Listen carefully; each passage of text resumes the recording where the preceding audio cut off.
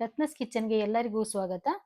ಇಲ್ಲಿ ತನಕ ಯಾರು ನನ್ನ ಚಾನಲ್‌ನ ಸಬ್ಸ್ಕ್ರೈಬ್ ಮಾಡ್ಕೊಳ್ಳಿಲ್ವೋ ಅವರು ಸಬ್ಸ್ಕ್ರೈಬ್ ಮಾಡ್ಕೊಳ್ಳಿ. ಇವತ್ತಿನ ರೆಸಿಪಿ ಏನಪ್ಪಾ ಅಂದ್ರೆ ಹಾಗಲಕಾಯಿ ಪಲ್ಯ.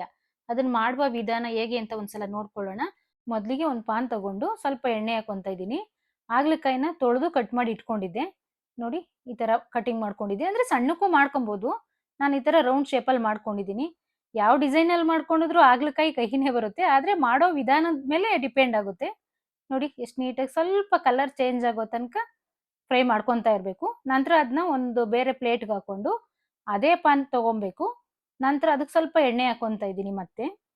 ಮತ್ತೆ 1 ಸ್ಪೂನ್ ಸಾಸಿವೆ ಹಾಕೊಂಡು, ಸಾಸಿವೆ ಎಲ್ಲ ಸಿಡಿದ್ಮೇಲೆ ಹಸಿಮೆಣಸಿನಕಾಯಿ ಹಾಕೊಂತೀನಿ. ಅದು ಸ್ವಲ್ಪ ಫ್ರೈ ಆಗಬೇಕು. ಮತ್ತೆ ಒಂದು ಈರುಳ್ಳಿ ತಗೊಂಡು ಕಟ್ ಮಾಡಿ ಇಟ್ಕೊಂಡಿದ್ದೆ. ಅದನ್ನು ಸ್ವಲ್ಪ ಕಲರ್ ಚೇಂಜ್ ಆಗೋ ತನಕ ಫ್ರೈ ಮಾಡ್ಕೊಬೇಕು. ನೋಡಿ ಈ ತರ ಆಗ್ಬೇಕು. ಸ್ವಲ್ಪ ಲೋ ಫ್ಲೇಮಲ್ಲೇ ಮಾಡ್ಕೊಬೇಕು. ನಂತರ ಸಣ್ಣದಾಗಿ ಹಚ್ಚಿಕೊಂಡಿರೋದು ಒಂದು ಟೊಮೊಟೊ ಹಾಕೊಂತಿದ್ದೀನಿ. ಅಂದ್ರೆ 1 ಟೊಮೊಟೊ ಏನಕ್ಕೆ ಹಾಕೊಂಡಿದ್ದೀನಿ ಅಂದ್ರೆ ಸ್ವಲ್ಪ ಹುಣಸೆಹಣ್ಣು ಸೇರಿಸ್ಕೋಬೇಕಲ್ಲ ಲಾಸ್ಟಿಗೆ ಹಾಕೊಂತೀನಲ್ಲ ಅದಕ್ಕೆ ಸ್ವಲ್ಪ ಹಾಕೊಂಡಿದ್ದೀನಿ. ಮತ್ತೆ 8 ರಿಂದ 10 ಬೆಳ್ಳುಳ್ಳಿನ ಜಜ್ಜಿ ಹಾಕೊಂಡಿದ್ದೀನಿ. ನೋಡಿ ಸ್ವಲ್ಪ ಅರಿಶಿನ ಪುಡಿ. ಅರಿಶಿನ ಪುಡಿನ ನಾವು ಕಟ್ ಮಾಡಿ ನೀರಲ್ಲಿ ತೊಳೆಯುವಾಗ ಬೇಕಾದ್ರೂ ಹಾಕೋಬಹುದು. ಇಲ್ಲಾಂದ್ರೆ ಈ ಒಗ್ಗರಣೆಗಾದ್ರೂ ಹಾಕೋಬಹುದು. ಮತ್ತೆ ಅರ್ಧ ಸ್ಪೂನ್ ಜೀರಿಗೆ ಹಾಕೊಂತ ಇದ್ದೀನಿ. ಮತ್ತೆ ಅರ್ಧ ಸ್ಪೂನ್ ಬೆಲ್ಲದ ಪುಡಿ ಹಾಕೊಂತ ಇದ್ದೀನಿ. ಅಂದ್ರೆ ಅದು ಕಹಿ ಬರಬಾರ್ದು ಅಂತ. 1 ಸ್ಪೂನು ಚಿಲ್ಲಿ ಪೌಡ್ರು, ಸ್ವಲ್ಪ ಇಂಗು. ಹೆಲ್ತಿಗೆ ತುಂಬಾ ಒಳ್ಳೇದು. ನಾನು ಅವತ್ತೇ ಹೇಳಿದ್ದೀನಿ ಎಲ್ಲಾ ಒಗ್ಗರಣೆಗೂ ನಾನು ಹಿಂಗ್ ಸೇರಿಸ್ಕೊಂತೀನಿ ಅಂತ. ಮತ್ತೆ ಬೇಳೆ ಸಾಂಬಾರ್ ಪುಡಿ 1 1/2 ಸ್ಪೂನು. ಸ್ವಲ್ಪ ರುಚಿಗೆ ತಕ್ಕಷ್ಟು ಉಪ್ಪು. ಇದಿಷ್ಟುನು ಬರೀ ಎಣ್ಣೆಲೇ ಫ್ರೈ ಮಾಡ್ಕೋಬೇಕು. ಇದೆಲ್ಲ ನೀರ್ ಸೇರಿಸ್ಕೊಳ್ಳೇಬಾರ್ದು. ನೀಟಾಗಿ ಎಲ್ಲ ಇಷ್ಟರಲ್ಲೇ ಫ್ರೈ ಮಾಡ್ಕೊಬೇಕು. ಎಣ್ಣೆ ಎಲ್ಲ ಜಾಸ್ತಿ ಹಾಕೋಬಾರ್ದು. ಮತ್ತೆ ತೆಂಗಿನಕಾಯಿ ಪುಡಿ ತುರಿದಿಟ್ಕೊಂಡಿದ್ದೆ ಅದನ್ನು ಹಾಕೊಂತ ಇದ್ದೀನಿ. ಮತ್ತೆ ಇದನ್ನು ಹಾಗೇನೆ ನೀರ್ ಹಾಕೊಂಬಾರ್ದು. ಫುಲ್ ಇದೇ ತರ ಫ್ರೈ ಮಾಡ್ಕೊಬೇಕು. ಮತ್ತೆ ಮೊದಲೇ ಎಲ್ಲ ಕಟ್ ಮಾಡಿ ಕರ್ದು ಇಟ್ಕೊಂಡಿದ್ನಲ್ಲ ಹಾಗಲಕಾಯಿನ ಎಣ್ಣೆಯಲ್ಲಿ, ಅದನ್ನ ಇವಾಗ ಸೇರಿಸ್ಕೊಂಡು ಹಾಗೇನೆ ಮಿಕ್ಸ್ ಮಾಡ್ಕೊಬೇಕು. ಈಗಲೂ ನೀರು ಸೇರಿಸ್ಕೊಂಬಾರ್ದು.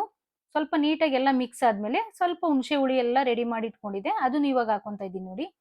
ಅಂದ್ರೆ ನಮ್ಗೆ ನೀರು ಎಷ್ಟು ಬೇಕೋ ಮೆಜರ್ಮೆಂಟ್ ಅಷ್ಟು ಹಾಕೋಬೇಕು. ಗಟ್ಟಿ ಮತ್ತೆ ತೆಳು ಬೇಕು ಅಂದ್ರೆ ನಾನು ಸ್ವಲ್ಪ ತೆಳುವಾಗೆ ಮಾಡ್ತಾ ಇರೋದ್ರಿಂದ ಇದು ಹಾಕೊಂಡಿಲ್ಲ. ಏನು ನೀರು ಜಾಸ್ತಿ ಹಾಕೊಂಡಿಲ್ಲ. ಬೇರೆ ಎಕ್ಸ್ಟ್ರಾ ಬರೀ ಹುಣಸೆ ಹಣ್ಣು ನೀರು ಮಾತ್ರ ಹಾಕೊಂಡಿದ್ದೀನಿ. ನೋಡಿ ಫುಲ್ ಈ ತರ ಪುಡಿ ಪುಡಿ ತರ ಬರಬೇಕು. ಗೊಜ್ಜು ತರ ಅಂದ್ರೆ ಸ್ವಲ್ಪ ಮಸಾಲೆ ಎಲ್ಲ ಜಾಸ್ತಿ ಹಾಕ್ಬೇಕಾಗುತ್ತೆ.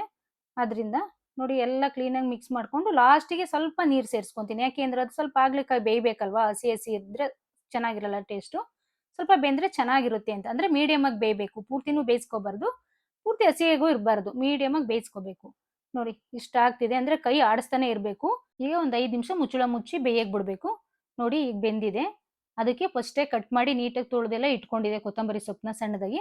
ಅದನ್ನ ಹಾಕೊಂತ ಇದ್ದೀನಿ. ಮತ್ತೆ ಎಲ್ಲ ಮಿಕ್ಸ್ ಮಾಡ್ಕೊಬೇಕು. ಅದನ್ನ ಲೋ ಫ್ಲೇಮಲ್ಲೇ ಮಾಡ್ಕೊಬೇಕು. ಯಾಕೆಂದ್ರೆ ಇದು ಸ್ವಲ್ಪ ನೀರೆಲ್ಲ ಜಾಸ್ತಿ ಇಲ್ವಲ್ಲ ತಳ ಹಿಡಿಯುತ್ತೆ ಅಂತೇಳಿ ಸ್ವಲ್ಪ ಲೋ ಫ್ಲೇಮಲ್ಲೇ ಮಾಡ್ಕೊಂತ ಇದ್ದೀನಿ. ನೋಡಿ ಎಷ್ಟು ಚೆನ್ನಾಗಿ ಬಂದಿದೆ ಅಂತ. ತುಂಬಾ ಹೆಲ್ತಿಗೆ ಒಳ್ಳೇದು. ಬಿ.ಪಿ, ಶುಗರು ಎಲ್ಲಾರ್ಗೂನು ತುಂಬಾ ಒಳ್ಳೇದು. ಚಿಕ್ಕವರಿಂದ ದೊಡ್ಡೋರ್ ತನಕನೂ ಒಳ್ಳೇದು. ಅಂದ್ರೆ ಚಪಾತಿ, ಪೂರಿ ಜೊತೆ ಎಲ್ಲದಕ್ಕೂ ತುಂಬಾ ಚೆನ್ನಾಗೇ ಇರುತ್ತೆ. ನೀವು ಬೇಕಾದ್ರೆ ಮನೇಲಿ ಮಾಡ್ಕೊಂಡು ಟ್ರೈ ಮಾಡಿ. ಇಷ್ಟ ಆದ್ರೆ ಲೈಕ್ ಮಾಡಿ, ಕಮೆಂಟ್ ಮಾಡಿ. ಸಿಗೋಣ ನೆಕ್ಸ್ಟ್ ವಿಡಿಯೋದಲ್ಲಿ.